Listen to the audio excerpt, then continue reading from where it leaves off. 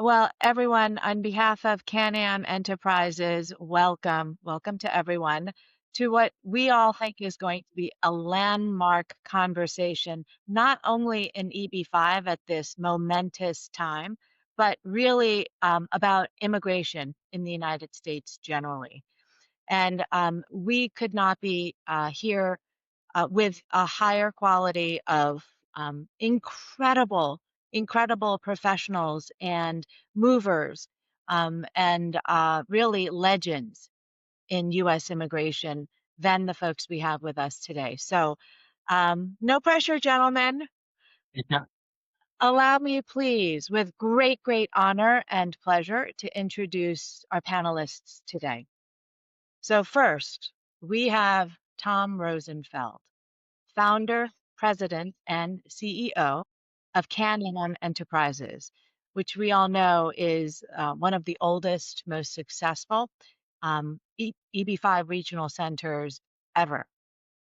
So, Tom, thank you for inviting us and organizing this incredible conversation.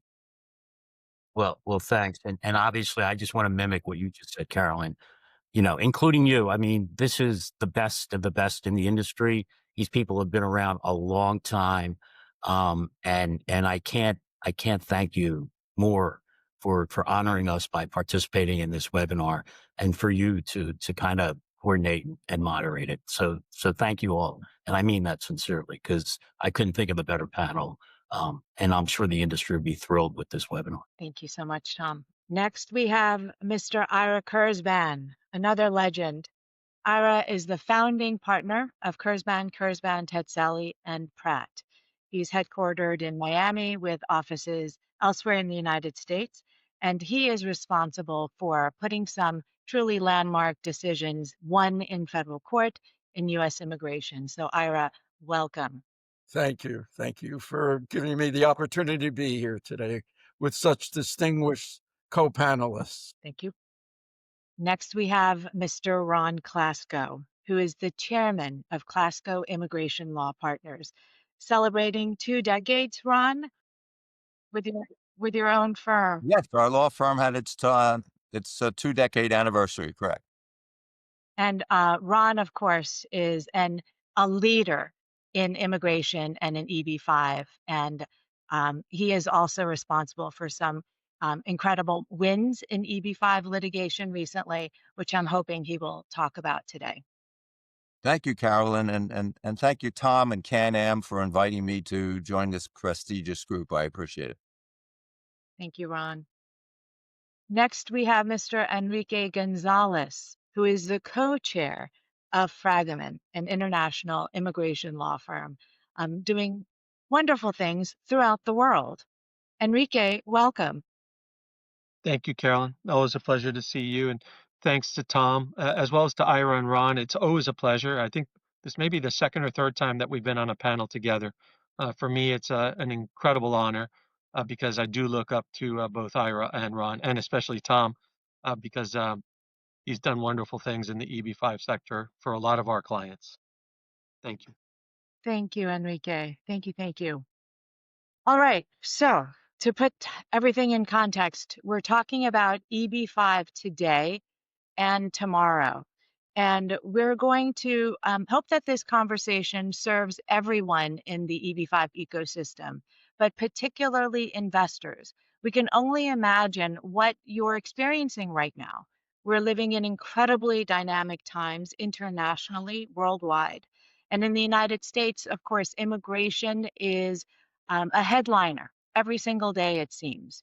So, how do you place yourselves? How do you place the important decisions that you're about to make for yourself and your family in these incredibly, what must feel sometimes like tumultuous times?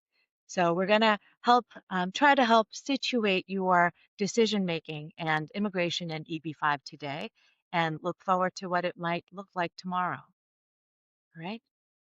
All right. So to kick things off, in EB-5, what do we all see as the state of play in EB-5 today? And what are our biggest challenges?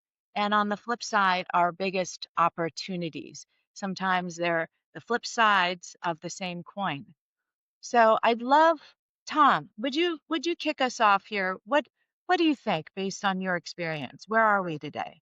I mean, I think we're okay. I think we have been successful in meeting the policy goals of the Reform Act.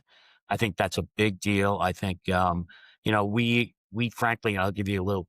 We're about to put out a white paper on what's been going on for the past 3 years since the RIA, and one of the statistics that we came up with, and we have it's a stellar group, but there's been a 1,500% increase in investment in rural areas. So that's significant. That's what Grassley, Senator Leahy wanted. They are getting exactly what they wanted. Um, and I think that's meaningful. And I think that helps us going forward. I also, look, I think in today's environment, and we'll talk about it, the economics of today's environment are very, very difficult. I mean, frankly, it reminds me closer to 2008, 2009, maybe not that terrible, but pretty close. And there's a huge, huge demand for EB-5. Now, obviously, with those huge demands comes some risks, and we can discuss them. But there's a huge opportunity, and I think legislatively, we're in a good spot because people, the idea that you can, get an investment that creates jobs and it doesn't cost taxpayers any money.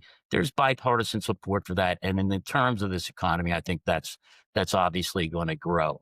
The challenges clearly are the same ones we've always had: the backlog, the retrogression, and in this instance, with the grandfathering of 1 year before the end of the program with people who are grandfathered as of September of 26 rather than September of 27. So um, that's just my $20,000 foot, view of what's going on. Totally. Yes. So just to explain that a little bit to folks, the EB-5 Reform and Integrity Act, which reauthorized and re-energized the EB-5 program in 2022, will sunset in 2027, September 30, 2027.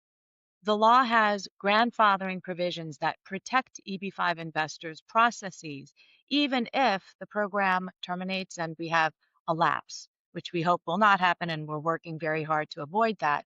But if it did, investors who invested in the RIA would be protected, would be grandfathered. But there's a mismatch between the grandfathering sunset and the RIA sunset, with the grandfathering sunsetting a year earlier, September 30, 2026. So that is a challenge indeed for us all. Ira, what do you see as our biggest challenges and opportunities? Well, I think Congress in 1990 intended the program to be one of economic development and to give jobs. In fact, the fight on the floor of the Senate was that we didn't just want to have a program where people could buy their way into the US, but we wanted a program that would actually help with economic development. I think the program today is much closer to what Congress wanted in 1990, and precisely because of what Tom was said before, which is you're seeing more rural development, you're seeing more infrastructure development, you're seeing more jobs created in areas of the country where people don't have jobs or didn't have jobs. So I think in the sense of the correction that RIA made, that you were talking about, Carolyn, that there's been a positive change, kind of forcing people instead of, these giant projects that were done in the major US cities. We're now seeing projects that I think are much more attuned to what Congress intended. And I think that's a big selling point, by the way, to continue the program. And I guess we'll talk about that a little bit later. The obvious problems are the problems of the current immigration environment, where the administration is taking a very hard line policy with respect to certain immigrants. They have tended to do it across the board. So one of the things I think we'll get into talking about is where when applications are denied, what happens to people? They never were detained before. Some people are being detained now, or at least the government's, making noises like they're going to detain people. And so that creates, a kind of negative environment if your application's denied. But I think we'll also see a big rush, as we have traditionally seen, when there is a deadline for filing. I think we're going to get more and more applications. I think the projects themselves are much better, so that people in the end have a better shot at ultimately not only fulfilling what Congress wanted, but getting their residency and getting their money back, and creating jobs for Americans. That's a very hopeful note to end on. Thank you, Ira. And to kick us off on, Ron, what do you see as our biggest challenges and opportunities? Yeah, I agree that the RIA has been very successful, and this is an example of bipartisan legislation where Congress should be taking a victory lap because they got it right. And I think to a large extent, these are the good old days. Right now, I think the next year is going to be a huge year for EB-5. Everyone will be wanting to invest before the end of the grandfathering on September 30, 2026. I think there'll be a need for more good projects than ever because of the great investor demand. I think it doesn't hurt that as part of this whole gold card thing, which we'll talk about, the president has endorsed investment immigration as really a primary mode of immigration, maybe the primary mode of immigration. I think that's a good thing. Are there challenges? By all means, there are challenges. 2020, it's the first time we're dealing with having to, needing to extend the regional center program a year before it expires. Because if we don't extend in 2026, my crystal ball is not as rosy for what happens after September 30, 2026 until we get an extension.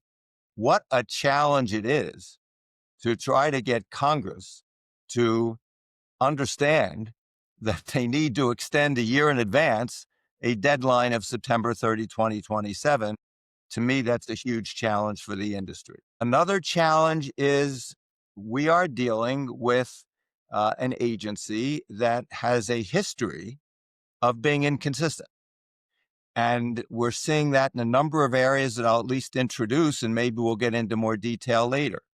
But we've seen situations, actually a lot of situations now, where USCIS approved source of funds in approving the I-526, and now they're denying source of funds at the 829 stage, saying, basically, we changed our mind. That's outrageous and wrong. We may Decoupling. want, yeah. Decoupling the 526 from the 829. Yeah, it's a big problem.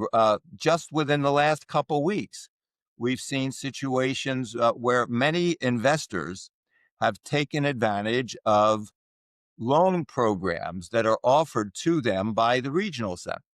And there's many, many, many, many examples of approvals until there aren't. And just within the last 2 weeks, we've started seeing denials and revocations. Another example where the agency is inconsistent makes it difficult to rely on what they're doing. And I guess the last thing, the challenge, picking up on what Ira said, is, let's face it, we're dealing with an administration that is not the most immigrant friendly. And this is, at base, an immigration program. To some extent, it helps EB-5 because a lot of the restrictions in non-EB-5 areas may be more harsh than whatever we're seeing in EB-5, which may make people gravitate to EB-5. But I do expect with this administration, we'll see increasing delays, and that will create its own set of challenges. Well, thank you, Ron. Thank you, Ron, for those perspectives. Enrique, what do you see as our biggest challenges and opportunities? So I feel like the cleanup batter here in the baseball game, batting fourth. So I'll get to summarize what everyone basically said so as not to be repetitive. But I see three challenges and I see three opportunities. at a minimum. First, on the opportunities, it's the strongest program I think that any of us has seen during our lifetimes, given that the program started in our lifetimes. And so it's a really strong program. But what are the other opportunities? The priority processing because of the rural projects. That's really pushed to the forefront why rural programs, rural projects are so popular compared to 5, 10 years back. There's also the ability to file both the first step, the 526, and the second step here in the US, the I-485 concurrently.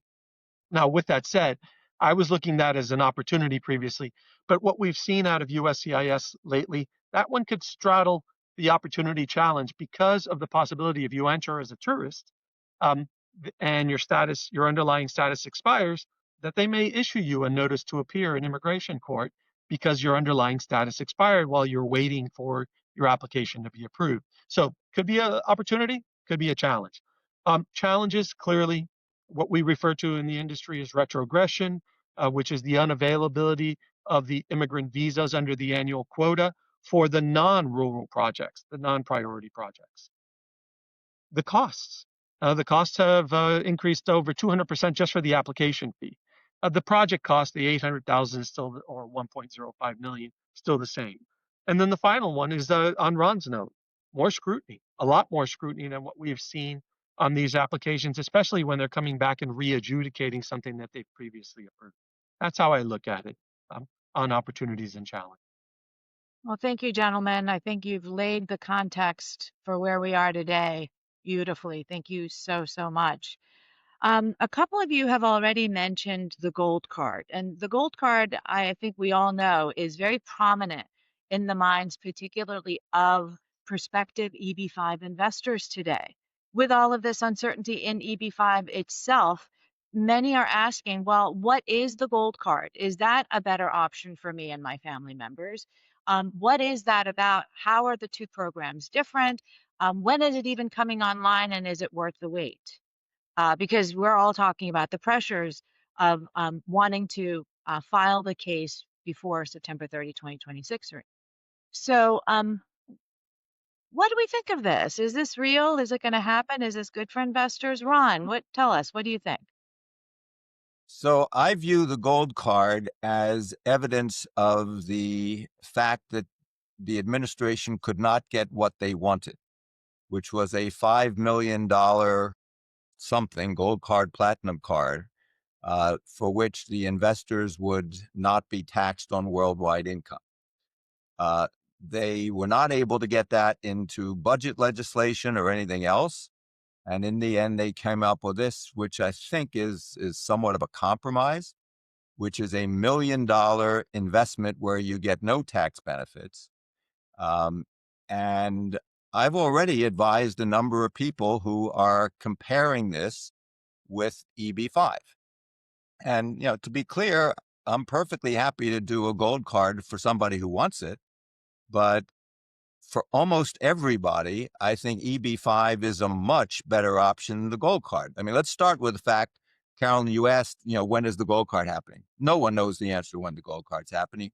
There's no forms, there's no regulations, there's no adjudicators, we don't even know what agency's doing it. It might be the Department of Commerce. The chances all this is going to come together in the short term, pretty small in my opinion. So if you really want to do this, I'm not sure when you're going to be able to do it. Secondly, I think there's a very big chance that this will be challenged in the federal courts as being something you can't do by executive order and requires legislation and or regulation to do it. And I think there's a pretty good chance if there is litigation, it will be successful. So what does that mean? It means if one of my clients invests in a gold card and 6 months later, a federal court says that this is not acceptable, they're going to try to get a refund from the U.S. government. I mean, it's not a great situation. When I compare EB-5 with a gold card, Carolyn, EB-5 is 800,000 in most cases, gold card's $1 million. the investor is expecting and hoping, and usually will, if they choose a regional center like CanAm, they have an extremely good chance of getting their money back with some rate of return. On the gold card, they have zero chance. It's a donation that they're never getting back. With EB-5 on the reserve visas right now, we don't have a quota issue. If with a gold card, they're going to be put into EB-1 and EB-2, which already has either worldwide or certain country quota backlogs. And if you try to fit, if there's really significant demand for the gold card, it will create much larger quota backlogs in EB-1 and EB-2. And so anybody who thinks this is going to be a quicker solution, I think that's wrong. And in the meantime, you've got these uncertainties with the gold card, and you've got the looming EB-5 grandfathering deadline of September 30, 2026. And I sure wouldn't want to invest in the gold card, find out after September 30 that it's shot down by a court. Now I'm no longer grandfathered for EB-5. So for all of those reasons, I think for most of my clients who are considering gold card and EB-5, EB-5 is a much better answer. Kind of the bird in the hand idea. Enrique, I think you have very unique perspectives on this and a knowledge as well. Is it the case, to start off, that the administration did try to get the gold card into a legislative vehicle and were unsuccessful? And then please pivot from there to what you think about the gold card. Carolyn, going to the first question, there are rumors, as Ron has alluded to, that there was an attempt to get this into the legislation. The reality is that, though that may be an actual fact, is that there was a need for more time to be able to have the conversation in a meaningful way to get it in. So there's still time for us to see Between Congress. the administration and Congress. Exactly. An opportunity for them to work together. This is perhaps one of those inflection points in the history of U.S. immigration where it may be a shift from a job creation program, which is what the EB-5 program is. And I think we all need to really focus in on that particular detail. It is about job creation, to a wealth attraction model, which is what the gold card and the platinum card would be, is about attracting wealth. Because as Ron pointed out, in one, it's 800,000 or 1.05 million. If they're in a rural project, the 800,000 versus the 1 million or potentially 5 million if the platinum card ever sees the light of day.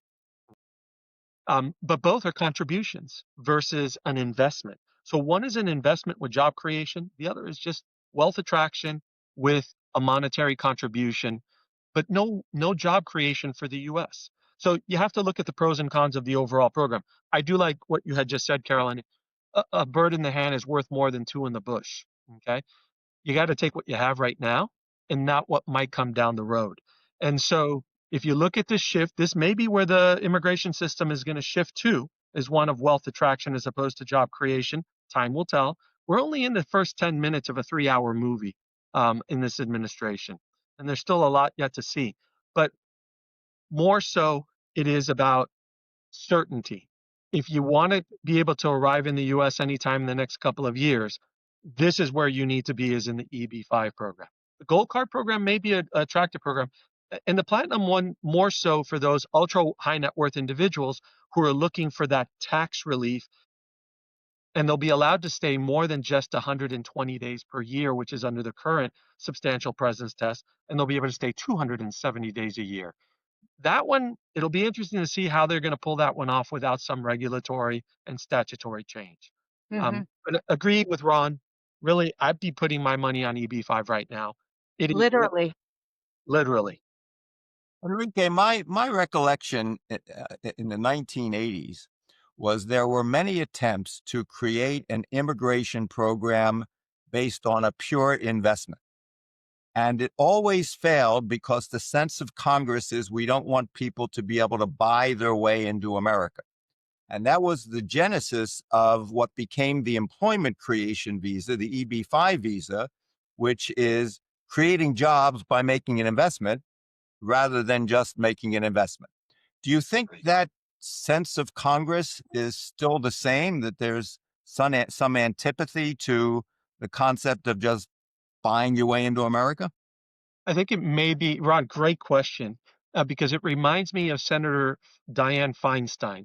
When I was in the U.S. Senate serving as an advisor for Marco Rubio and John McCain back in 2013, I distinctly recall Dianne Feinstein pushing back against any programs where individuals would be able to get further ahead in the process by virtue of money as opposed to merit. Okay. I now that may she rest in peace, Senator Feinstein has moved on. I think that there is a new generation in the Senate and in the House who are perceiving and looking at immigration differently. And this is why I'm saying it's an inflection point between the job creation model and the wealth attraction model. And then I think that they're more amenable to a system which will allow people to come in and buy. How much the American public will tolerate something like that? You have to look at your influencers as a perfect example of how our society has shifted. What Okay. does Taylor Swift think of the gold card, you mean? Yeah, exactly. And so you look at this and how where are they investing? Younger people are not investing in 401ks apparently, okay, as much as they as our generation has. So is it a generational shift and a political mind shift as well? So great point you raised, Ron. I think time will tell over the course of the next year because I also think that the election cycle is going to impact all of Well, I this. want to hear I, from Ira on this. I have to say, I have a very different view of all this. Yeah, does this Um, we've kind of like uh, something that's for, sort of pure and done something we shouldn't with it? How does it No, feel to I you? mean, yeah, I think this was a totally ill-conceived, typical kind of Lutnick talking to the president, giving him a list of the problems that were involved in EB-5, some of which were justified.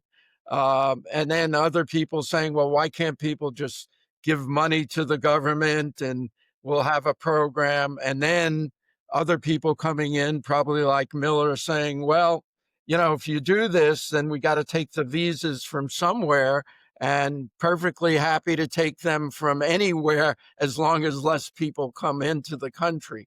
I think that's kind of the sequence of really what happened here. And there are two things about the program. First of all, it's horrible.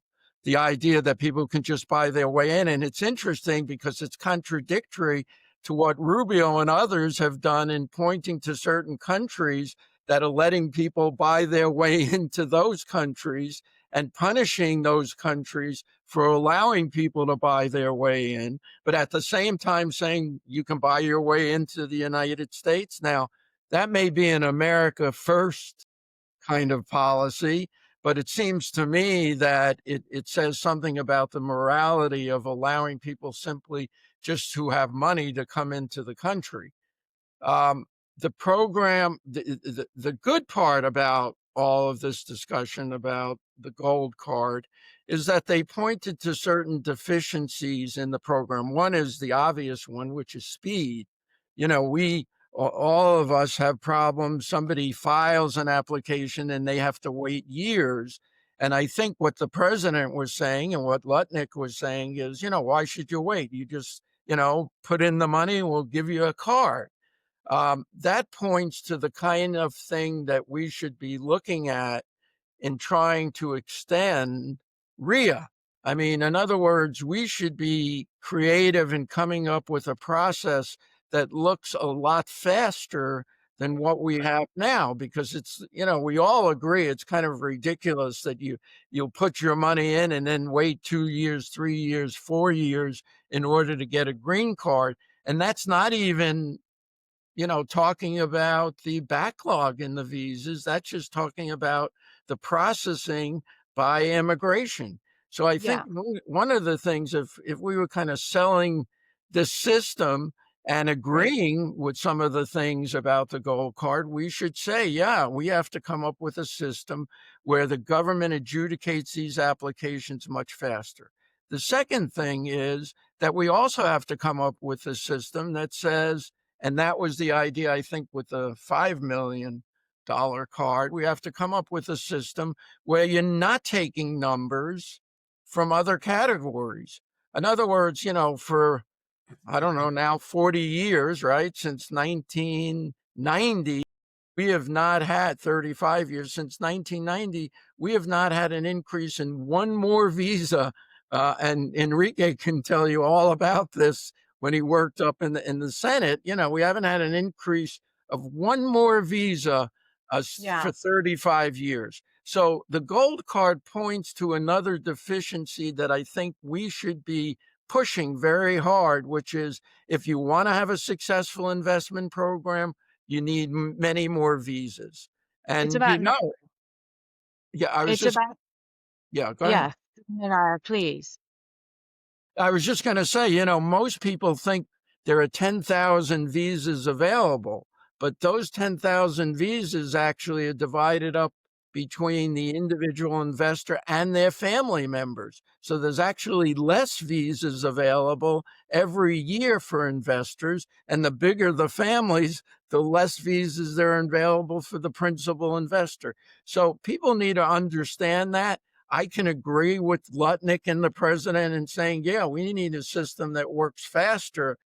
Your proposal, I don't think, is the one to do it. And I think we should be talking to members of Congress about how to get RIA, extended, but not only extended, which is, we just keep talking about the extension, but how to make it even better. And I think we can make it better. And permanent. So, so we're all talking about, and this, we're at an inflection point. Right. And we're, maybe the gold card would address some problems, but it also highlights some others, like, processing and delays and the need for numbers reform, right? And all of us have participated in advocacy on that front in various meaningful ways. So let's talk about the political landscape here. Yeah, Tom, Right. I mean, can we do this? Can we pull this I just off? want to add, I actually, from a business perspective, I Yeah, think the gold is an opportunity. I think I really do. the I mean, opportunities. it's an opportunity because I think one, for a lot of the reasons everybody mentioned. First of all, it gave it a lot of awareness to the public. And I think the fact that this one is by a Visa, the gold card, I think it enhances the credibility of create jobs. And I think it does open up the discussion for the points that everybody on the panel was making, and gives us an opportunity to go advocate for this. I I I actually don't think it's bad. I mean, I also think, the first time it was mentioned, you heard Lutnick use the word fraud. You'll have never heard that word used ever again because I think he heard from bipartisans on both sides of the aisle that this program really does work now, and I think the message is that it's working. So I actually think this is an opportunity. I don't know. I don't think we're going to get an extension beyond you know September of 27. But I do think there's an opportunity here to extend the grandfathering to September of 27 and then promote, the additional extension. And again, you got to remember the economic environment that we're in. There's a need for capital now. There's a shortage of capital. And when you start getting your legislators and representatives and telling that to the administrators and stuff, I think there's going to be a push to enhance the program, or at least there's an opportunity to do that. There's a great story to tell, and the gold card helps us tell that story. That's fascinating. So it's an opportunity, but because it's a foil, it highlights how fantastic EB-5 is by comparison. That's very interesting. Advocacy. Yeah. Tom, I want to kind of stay with that line of thought and talk about the economic landscape that you just alluded to. I think it's a hard one for us to interpret and make sense of, and yet it's the most important actor in this stage in terms of its influence in EB-5 and in the political advocacy, I think. So help us understand, unpack for us what's happening in the economic, commercial backdrop in a way that we can understand, and what does it all boil down to for investors? Well, I think from a big picture, and I think we can go down is there's a lot of uncertainty in the market now. I mean, there is the inflation factor, interest rates, tariffs, political, uncertainty. all those things, when you have that kind of level of uncertainty, people are nervous. They don't know what to expect, and business people do not like uncertainty. You couple that with the interest rates that are really high, and importantly, there's a liquidity crunch out there too. So capital is much harder to get now. The past 10 years, 2 years, you've had, inflation and a lot of deals that typically in the past would have returned capital at this point are being extended. There is, and that liquidity usually gets into the market and gets reinvested. I've read somewhere there's over $1 trillion that's stalled in these investments. We're seeing a lot, so EB-5 actually becomes Right. much more important, also a lot more risky for investors Wait, can you because help us understand that? So if I understand you, you're saying that so these capital actors are making capital available to developers and others, and they would have been expecting a return of that or a repayment of that or some realization of that, but that's not happening. that's not happening. Buyers Okay, and why sellers are why isn't that happening? because, I think that the sellers are still living, in the past where they're saying, we want a higher return.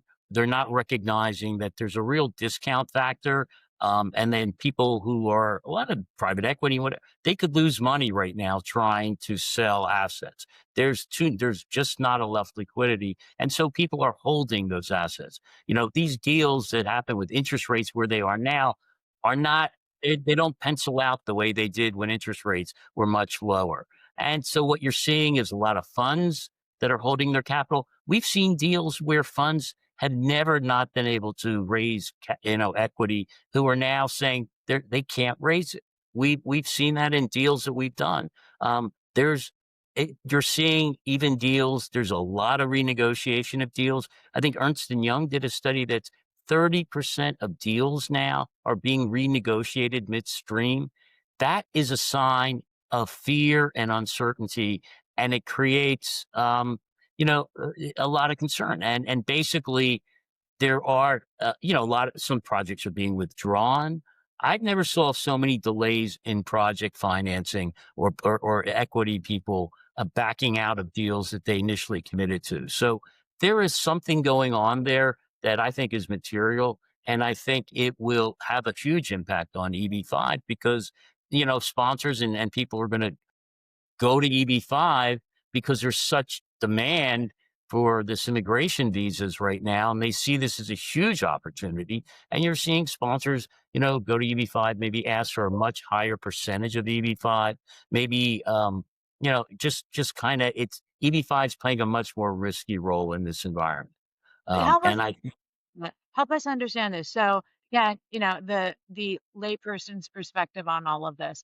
So, what I'm understanding from you is that typically folks in the capital market who have something to sell and thereby raise additional capital are not selling, but it's not because they don't want to, it's because there are no buyers. Is that right? So that part There's I no bar the prices that they're looking for. And again, that's not the whole market. There are things yeah. selling. There's a significant amount of Okay. capital And that's and been so if people are not buying, that does indicate a loss of confidence. People don't want to spend their money to buy these other assets that in a more favorable environment they might have otherwise. So the folks who are trying to raise capital through normal means are unable to. Therefore, they're turning harder to EB-5 capital to fill the gaps. Is that one. is Yeah. that And your in yeah, it's much. I mean, EB-5 is not that big a player in the whole capital stream, but EB-5 has become. You can see it's just not when you're not getting capital traditional ways, and EB-5 is available, particularly in this environment where people really want these visas and they're willing to take a little more risk. Then sponsors are taking advantage of that. Which is why you thought this was like the 2008, the Great Recession I situation. think yeah, I don't think we're at 2008, but I think you're leaning there. And again, that's just one factor, but that illiquidity is a function of all the uncertainty. Is inflation going up? Is it down? Are tariffs going to happen? What's that impact? Again, what's the political uncertainty? everybody is on hold because nobody wants to make right now. You're guessing a little. So there's a lot of factors. If there's more certainty in the market, then I think you would see that liquidity come in. But right now that's where we are, and I think a lot of deals that penciled out 3 years ago when interest rates were so low don't pencil out anymore. And refinancing is much tougher. Banks are much tougher. And so it's a different kind of environment. And there is a liquidity crunch right now. So Tom, I what? would imagine. Yeah, please, Ira. No, I was just going to ask the question. What about just doing smaller projects involving EB-5 in rural areas as opposed to trying to use that EB-5 capital as part of a stack of capital for a much bigger project? I mean, wasn't the idea originally that that's what would happen? You'd get 10 people together, you'd have a $10 million project, not as part of a stack of $100 million project, but just build $10 million projects in rural areas and maybe some infrastructure areas around the country. I get, to me, EB-5, the safer deal, and the reason you saw why they needed this legislation to encourage people to go into rural areas was because, let's say, the safer deals tend to be in urban areas in big cities. That didn't always happen because there was some, people took advantage of that. But rural areas are more risky. There's less population, there's less economics there. It could depend on one business or one resort. If that goes down, rural areas, if you look at what's going on a macro level, it's compounded in rural areas. The rural deals, that's there's huge demand, but they are really the riskier deals. We're trying to do broadband things where we're not relying we're relying on government funds coming in. We're trying to do data centers. We're trying to do the bigger projects with bigger players because for me, historically, that's the safer place to be. So yes, I actually think what's happening at a macro level and impacting urban areas is even greater in rural areas. And there's a dichotomy because investors want the visa expeditiously, and that's one factor. But they're also taking overall, they're taking much more risk, and so I'm not. I don't know if I agree with you that I think it's more. I actually think there's a lot more risk right now. Not So, all deal. You just have to be real careful. so Tom, I think we all would like to know, how are you navigating this incredibly difficult or challenging financial landscape to pencil out an EB-5 deal? That's great for your schools. I'll tell you, first of all, I'll tell you what we're looking for. And I'll tell you, we're having a tough time finding deals. I mean, good deals. There's huge demand out there. Believe me, we could be selling hundreds of millions, and we're not going to do it because I'm not worried about selling something today. I'm worried about where we are 5 years from today because $800,000, people can say what they want. That's a lot of money for a lot of people. And so we would, we're not on the street. We've been off the street. We've got some big deals coming, but there's been 2, 3 months we couldn't find a good deal that we were comfortable with, that had a paper out the way we wanted to. But what I would look for, look, it's the same thing. What we're looking for. Sponsors got to have a good track record, but all sponsors got to have a lot of money in the deal. Sponsors are going to be out there looking for deals. We're looking for 25, 30% equity. They have to have a lot of skin in the game. And you can't remember the J Peak stuff. There was so much availability of EB-5 capital that people were trying to create projects based on the availability of capital. That never works. These deals have to make sense independent of the fact that there's this huge source of capital out there, EB-5, and sponsors know about it. So I think that's really important to be careful, not just who the sponsor is, but they're also not, you want to make sure that these deals make a lot of sense. I've never saw in my life bad projections. Every projections look great. You better do some sensitivity analysis on these projections. Leasing doesn't happen the way it wants. The rents aren't going to happen. The cap rates aren't going to happen. So we you got to be more sensitive. You also, in this environment, you got to make sure the capital stack's really in place and there's completion guarantees. delayed or backed out of deals where we saw some of this equity was no longer in place. And we're not going to do that. We're using much more third-party feasibility studies, particularly in rural areas. We don't know those areas. We don't understand them. And they make me nervous in this environment. We're hiring consultants and specialists to go out there and really make sure that we understand what the market is and what the risks are. Um, don't, it's any deal that's over reliant on EB-5, that's a red flag. That's just a red flag. That is not what this program should be about. And you should also make sure, like distributions to these sponsors, they're last in line. EB-5 needs to be secure and safe before they start taking money out of these deals. So, again, regional centers and their credibility is really important, and track record. Everybody's going to tell you they're great. But those, this is not a time not to do deals. It's just a time to be more cautious and be realistic. And if agents are pushing rural deals, they're basically saying you want to get a fast green card. That's a but there is the risk factor, and I don't think people are dealing with that. We're just, I'd rather lose that. We got here by trying to do the right thing and do deals like put my mother in, and we're not going to change that, but it's definitely a harder environment. That doesn't mean there aren't good deals out there. They just take longer, and you need to make sure all the pieces are in place. And we're just seeing delays in getting there.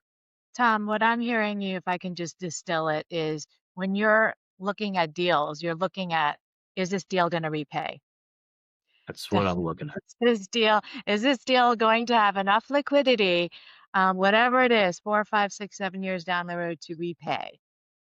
Yeah. And then I can go to sleep, and our investors can go to sleep at night, and our agents can go to sleep at night. Right. And the attorneys can go to sleep at night. And the attorneys can go to sleep. And my beauty sleep, boy, is very, very important. So thank you, Tom. All right. So let's look ahead. There's some pretty interesting stuff happening in the EB-5 space right now. Lots of litigation, lots of movement. So, Ron, tell us what are you seeing in terms of trends with litigation, just EB-5 generally? What's happening? Give A us lot's just happening, Carolyn. yeah. Some of it good. So let's start with source of funds. The Immigration Service has gotten pretty restrictive on source of funds, and the good news is just within the last year or so, there's been 4 challenges in federal court to that, 3 of which have been successful.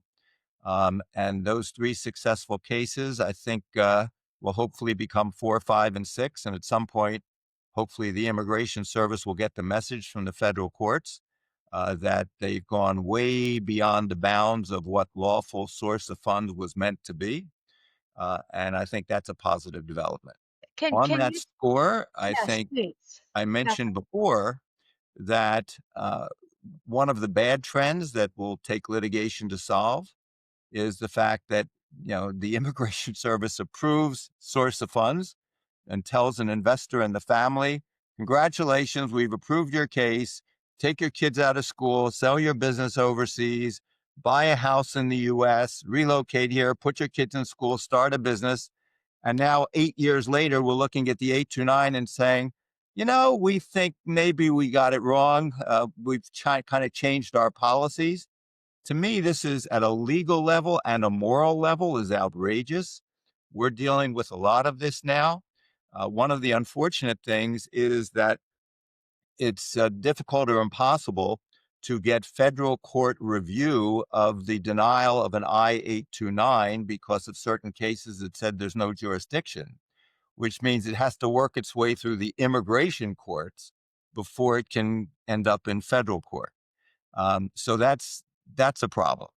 But Um, Ron, can I stop you before you move on? Because I think everyone wants to really know more about what are the issues in these lawful source of funds denials. yeah, a lot of them involve money exchangers. The Immigration Service is now, again, we were successful in some of the cases we handled in federal court challenging this, uh, where they're saying we want, let's say the money exchanger is a big entity. They want a source of funds analysis done for the money exchanger. They For want to the know US where the dollar. money exchanger got all of its money from. and sometimes how the people who gave the money to the money exchanger got their money, many levels removed. The Battinelli case, which we litigated, the judge was very clear that you can't do all of that. Then they get into what's called the commingling issue. They want the serial numbers of the dollar bills that are going from the money exchanger to the U.S. And if somehow the money's all commingled with other money, they want to see the source of funds of all the other money. This is what they're challenging. The latest level, because they've been unsuccessful in federal court, is now they're challenging the licensing of the exchanger. They want to know is the exchanger licensed, what the law is of the foreign country regarding licensing. They're going off on all the tangents, which unfortunately we and others will have to deal with before immigration judges, explaining why this is wrong, and someday maybe working our way to federal court. Another thing that's interesting in the field, I mentioned before this investor loans issue. I do expect this will be litigated, but the Immigration Service has woken up one morning and said, we don't like this anymore for a number of different reasons. Ron, can you unpack that for us? Because folks may not know what we are Sure. talking So about. there are quite a number of regional centers that created lending relationships. Sometimes the lenders were banks, but more often the lenders might have been non-bank lenders. And basically they would tell the investor, if you qualify, we can refer you to this lending institution who will lend you, pick a number, 300,000 of the 800,000 under whatever terms the loan, contains. And if done properly, I think that is legal, and in compliance with the rules. However, the RIA added two provisions that didn't exist pre-RIA. Number one is it stated all loans must be in, quote, good faith. Well, when you're doing legal interpretation, statutory interpretation, the words can't be meaningless if it was added. So what does it mean? And are these loans in good faith? I think they are, but the Immigration Service is challenging that. Number two, the RIA added a provision saying the loans can't be in circumvention, that's the word they use, of the normal requirements. Well, that didn't exist before. So what does it mean? It can't mean nothing.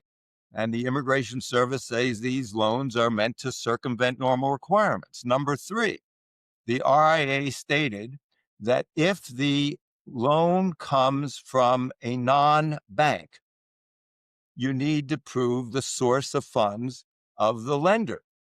All right. Now, this may be a lender that has, 1,000 different loans outstanding, but we need to show all of the source of funds of the lender, and that the funds are not commingled, which is just, I believe, way off base.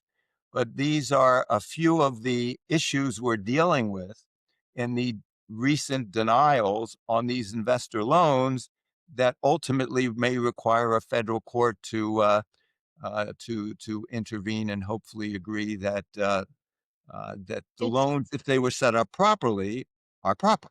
it's totally fascinating because you see the common issues with the exchange cases and with the loan cases. It's like, where did the US dollars come from? And surely there's got to be a natural to that inquiry. Otherwise, we'll be tracing up to like salt and seashells. Exactly right, and that's what we litigated, and at least two courts we litigated and agreed with that, and that was the Battinelli case and the Joe case. Enrique, Let me, and I, yes, I was just going to comment and follow up on what Ron said. There's a couple of different issues as well. One is we litigated, I think, the seminal case in the 1990s on Chang, and Chang made it. reserving Chang. I'm so glad you brought it up.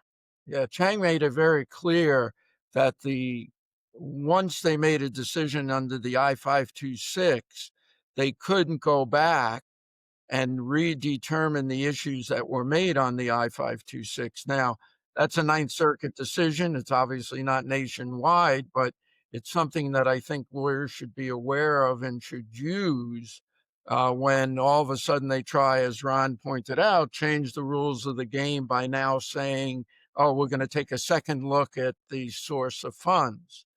Um, the the the second thing that I think is somewhat problematic is that they are now also looking at affiliation and national security, and a big source of the capital for EB-5 has been from the People's Republic of China, and they're looking very hard now at what ties people had in their home country as to whether or not they were members of the Communist Party, whether or not they worked for entities that were deemed to be part of the Communist Party. We're doing, I don't know, maybe 5, 10 cases like that right now, in trying to explain that simply because you work for Huawei or you work for a bank in the PRC doesn't mean that you should be denied based on national security.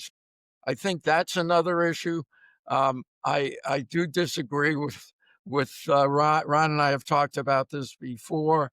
When this program started, people did the same thing about loans, except they loaned it directly from the regional center, or from the NCE, and the government, in a series of decisions in the late 1990s, changed all of that. They said you couldn't do it anymore.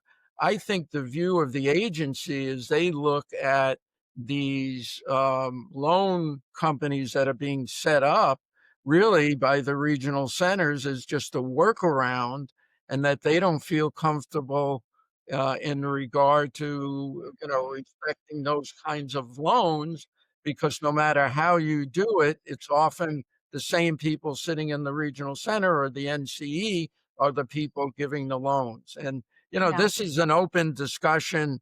I think, Enrique, you may have some thoughts about it, and Ron's given some thoughts about it. We all are a little hesitant and have been very careful about talking to clients about it. Yeah, Enrique, how do you talk to clients about these issues? So these issues, which I understand completely from a legal perspective, a rule of law perspective, Ron, that there are issues of equity and fairness involved, especially for individuals whose applications were previously approved in this. But these are the issues that actually are going to hold back the industry or hold back the ability for the EB-5 program to get reauthorized past 2027. These are the ones that give the black eye to the industry, because people, as far as the politicians and the regulators looking at it, they look at it with skepticism. Now, layer on top of that skepticism the foreign policy political aspect of the China hawks, and other areas that are of concern from a national security perspective. So layer on the national security aspect to it. This is what could be the part with which the EB-5 industry struggles to get past 2027, is if it is focused in on a national security issue, and they'll use the issue of the money changers, the Communist Party, um, membership in the Communist Party. All these issues will be layered on, and they'll just throw it in the bucket of national security, foreign relations, and then they can cut us off. So this is where the industry needs to pivot and make a decision as to what it wants to stand for, because it could be the difference between life and death for this program in the longer run. Now, that's my political perspective. Um, Well, you know, tell us a little bit more about that, Enrique, because it sounds like you have a definite perspective on what the industry position ought to be. Well, the industry position is, it, we've seen this industry mature over time since 1990. At the outset, it was there was a lack of structure from the government regulatory perspective, and this is why you saw some really weird things and you saw a lot of denials. Um, it then, as we moved into the early 2000s, mid 2000s, you started seeing it take some structure, but it was still a wild west. Okay, with a lot of people just doing and a lot of unsavory characters as well. What we have seen is a mature industry now, And this is just like most industries, they go through their levels of evolution. This industry has evolved into a mature industry led by an organization, for example, like a CanAm, which everything is done above board. There's no lack of certainty as to how things need to be done. Most of the players that were on the periphery, most of them have exited. But what ends up happening is there's still some of these players. Migration agents are still a very important part of this for Asian clients, not as important for the Latin American client, for example. So there are aspects of the industry that one of the things we've seen with IIUSA is the advocacy organization. It's also one of the reasons we saw, I forget the acronym for the organization, but it's the investor-led organization, AIIA. AIIA? Yeah. Um, AIIA? why did they need to step in? Yeah, because they felt they didn't have a voice. And it was issues that were coming forward that the industry may not have felt comfortable addressing, but the investors felt that there was a need and there was a void there for them. This is going to be the pivotal moment for this industry over the next 2 years. And this is why, as you look at the deadlines and demand issue, there's a lot of demand still here. We've seen over 10,000 applications filed since the RIA legislation was approved. So there's plenty of demand still here. At 800,000 for those rural projects, and as Tom pointed out, they are the higher risk projects. But and look at the JP issue. It may have been the largest rural project ever, at least up to now. And so you have to look at that there's a demand, but really what we need to focus on for the clients now is what can you do? Hmm?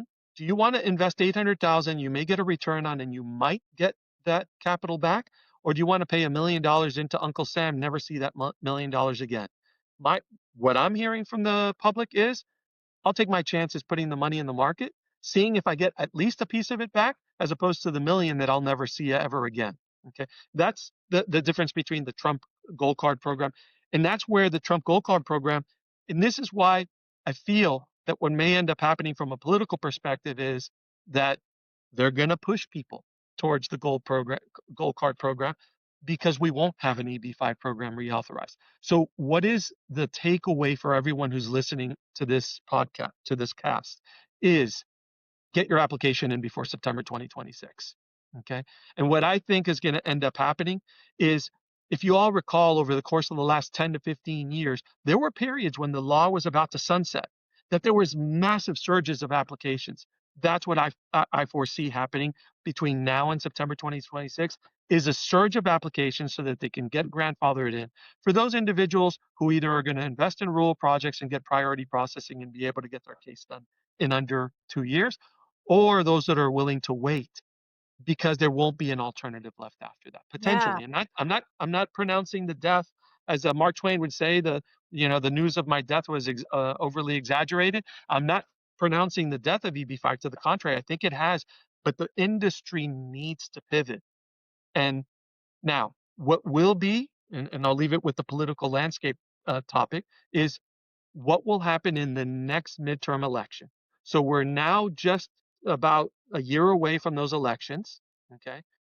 If the Republicans lose one of the two chambers, I think that this may bode well for the EB-5 industry.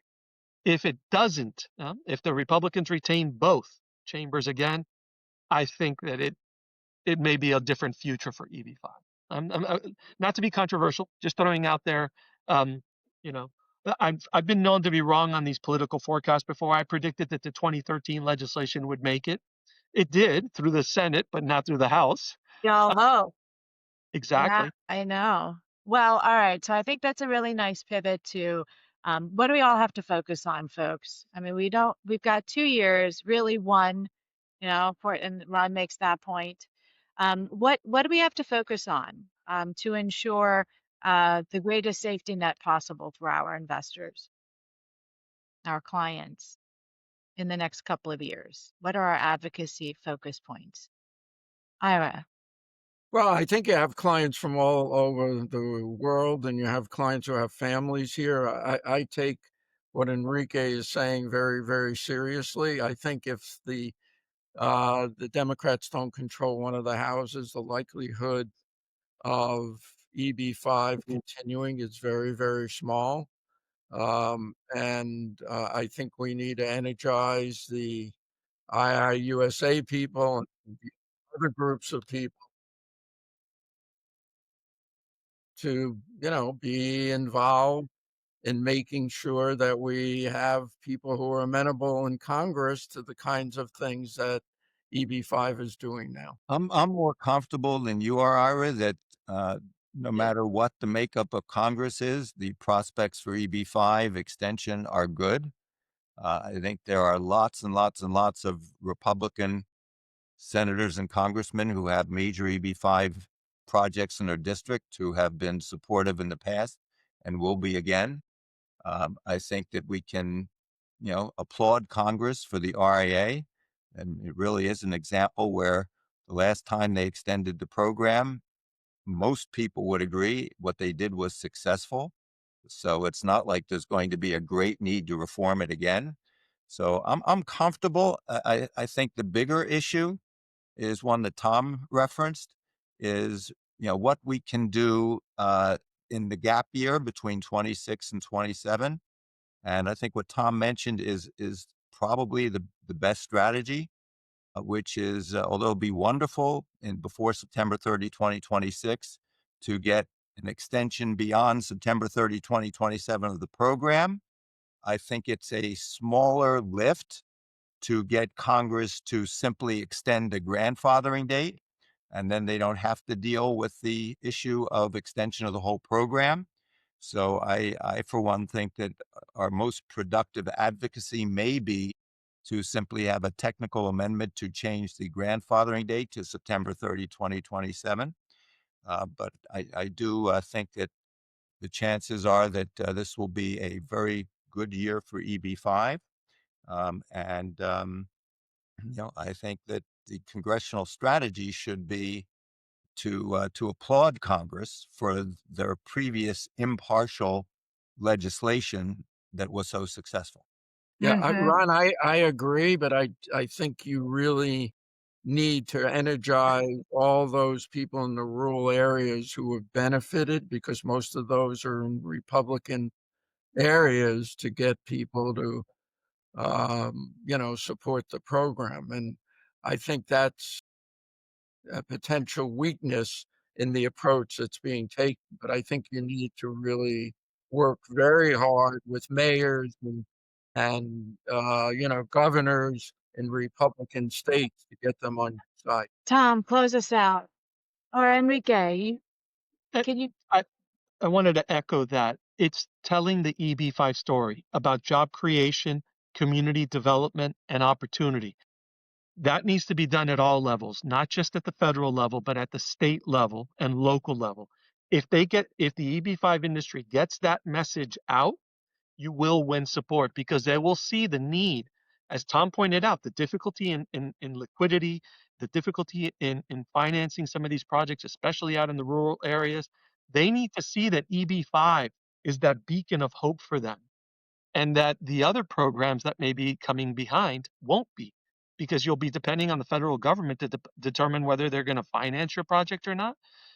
Not where I think that the capital markets want us to go, where the government is buying shares in companies. We want to keep it a capitalist society. So I think this is what needs to be done. That narrative needs to be pounded constantly for the next 2 years. And then there's a chance for winning because people will see the value of the job creation, the economic development, the opportunity. Right in their Of backyard. course, Tom, of course, you have to have the Congress in session. That's a very important aspect. Exactly. yes. One day, yes. I actually, Oh, I just brief, I actually agree with Ron on this. I'm not as worried about. I mean, I think if you go to meet some of these House members and said people know this program has been very, very effective in their jurisdictions. And I think the fact that, you know, again, I mean, there's a lot of statistics now since the RIA that show that the program's working exactly the way Congress wanted it to. We don't know for sure. To me, the biggest hurdle right now is to take practical steps, and I just think we have to get the grandfathering synced with the September 27 you know, uh, we were hearing a lot of positive, since Pletnick came out with the EB-5 and all that. There's a lot of pushback against him. I'm not convinced that there wasn't an attempt to try to put it on the bill, the big beautiful bill, whatever it was, but maybe it wasn't a big one. But they saw real quickly that they weren't going to get the support they need. And I actually, listen, I'm not objective, but I think the program has still has that strong future. Well, that's a very modest ask, right? Just sync up 1 year grandfathering that sunsets 2026 with the program that sunsets 2027. I'm going to be the outlier here, fellas. I think we got to go for it. We have got to go for permanence, permanent reauthorization today, right now, because this drama, this continuing cycle of drama every few years, just ain't good for any of us. And with that, folks, Tom, I love you, big guy. Enrique, Ira, Ron, thank you so much. Thank you, thank you, thank you. You've honored us all. And I hope everyone found this enjoyable and enlivening and enriching. And I just really want to take an opportunity to thank everybody too. And Carolyn, thank you. Everybody on this panel is part of why this program is successful. There's so much history here. We've all been through the trenches. We've seen a lot of stuff, but this group, I have so much respect for this group, and I am so grateful that they could participate. And the one thing about EB-5, I got to tell you, I see these people on this panel. It's like, there are friends here, and we've developed friendships over the years, and that's special to me. I mean, I'm getting in my older age, but I am It's this. not old. It feels real good. This just feels good to be part of this. And obviously, Carolyn, thank you so much for what your contribution to the industry over this umpteen years and taking, being willing to coordinate and moderate this panel, which again, I am incredibly grateful to. Pleasure and an Thank you honor. Thank all. you. Thank you. Thank you. Take care. Bye-bye. Bye, everyone. Thank you.